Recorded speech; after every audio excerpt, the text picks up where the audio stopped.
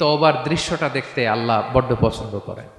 বান্দা যখন ভুল বুঝতে পারে, মাথাটা নিচু করে চোখের পানি ছেড়ে বান্দা যখন কাঁদতে শুরু করে, এই দৃশ্যটা দেখলে আল্লাহ সহ্য করতে পারে না। আল্লাহর রহমতের দরিয়ায় জোশ খেলে যায়, বান্দা যা চায় আল্লাহ তাই দিয়ে দেয়। তখন চোখের পানির এত বড় পাওয়ার। এজন্য আমরা ভুল করে যেন অটল না থাকি, আল্লাহর কাছে যেন ক্ষমা চাই, আমরা যেন ফিরে আসি তার দরবারে। তার দরবার সবসময় খোলা।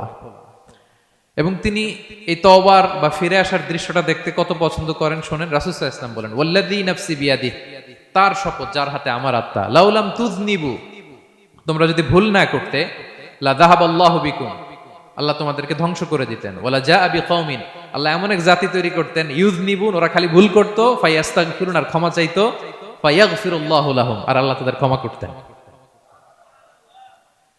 তোমরা যদি ভুল না করতে, এই বনি আদম, তোমরা যদি ভুল না করতে, তোমাদেরকে আল্লাহ তাআলা ধ্বংস করে এমন একটা গোষ্ঠী বানাইতেন যারা খালি ভুল করতো আর মাফ চাইতো, ভুল করতো আর মাফ চাইতো, আর আল্লাহ মাফ করে দিত।